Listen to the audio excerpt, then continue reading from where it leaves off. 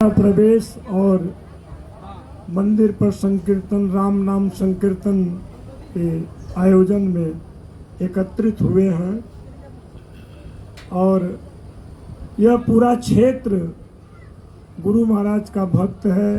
राम बाबू जी बैठे हैं, ये बहुत ही पुराने भक्त हैं हमारे गुरु महाराज के, और सभी भक्तजन, पूरा क्षेत्र गोपीगंज क्या पूरा ही जितना भी क्षेत्र है चारों तरफ से गुरु महाराज के भक्त हैं। श्री विधायक जी यहाँ पर बैठे हैं, पूज्य गुरुदेव भगवान इनको 15 साल पहले ही आशीर्वाद दिए थे। और इस तरह से सभी भक्त हैं जो भक्त गुरु महाराज का जहाँ से भी उन्हें याद करते हैं उनकी संपूर्ण मनोकामनाएं पूर्ण हो रही हैं। और इसलिए संत और महापुरुष के दर्शन के अभाव में लोगों में परमेश्वर का भाव नहीं रह जाता है, जिससे वे मार्ग से कुमार्ग की ओर भटक जाते हैं। इसलिए बड़े भाग्य मानुष तन पावा, सुर दुर्लभ सद ग्रंथनि गावा, साधन धाम मोक्ष कर द्वारा, पाई न जे परलोक संवारा। बड़े भाग्य से मानव तन मिला है, देव दुर्लभ है।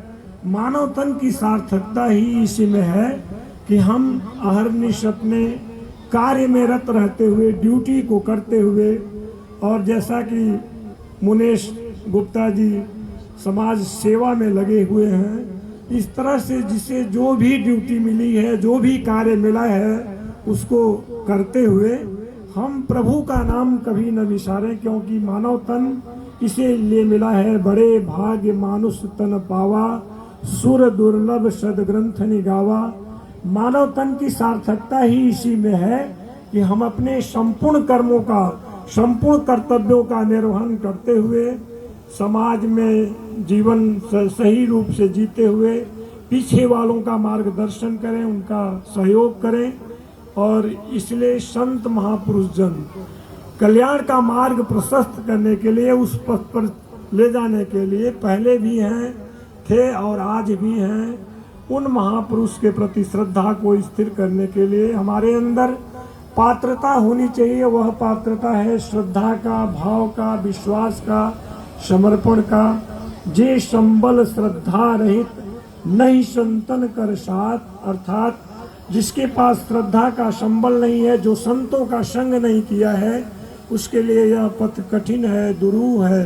किंतु जब हम ऐसे महापुरुष सदगुरु की शरणागति अपना लेते हैं, टूटी फूटी सेवा में संलग्न हो जाते हैं, तो वे महापुरुष जन हमें वह मार्ग भली प्रकार से बता देते हैं। और जब हम उनके द्वारा बताए गए मार्ग पर चलना आरंभ कर देते हैं, तो वही मार्ग हमारे लिए सुगम हो जाता है।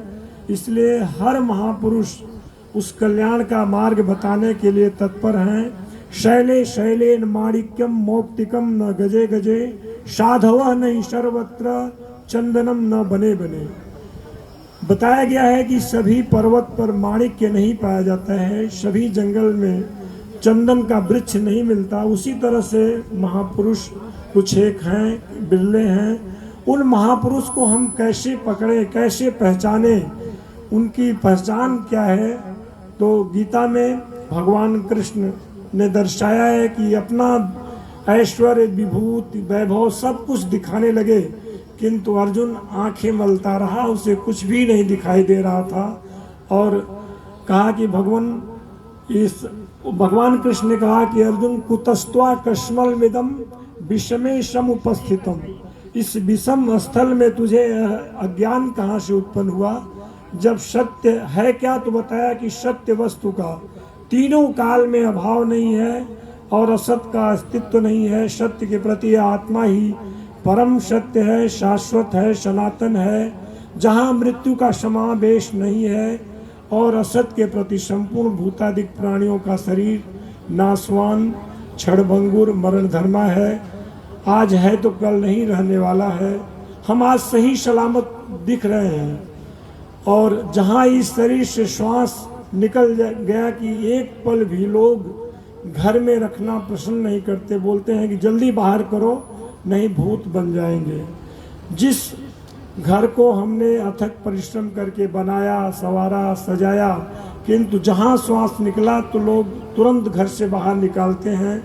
उसी अर्धाली को गीता में भगवान कृष्ण ने यहाँ पर दर्शाया कि अर्जुन, यह अज्ञान है। जब यह अज्ञान है तो सत्य क्या है? तो बताया कि सत्य वस्तु का तीनों कालों में अभाव नहीं है। यदि तू निश्चित कल्याण चाहता है तो युद्ध कर, बगैर युद्ध किए कल्याण कदापि संभव नहीं है।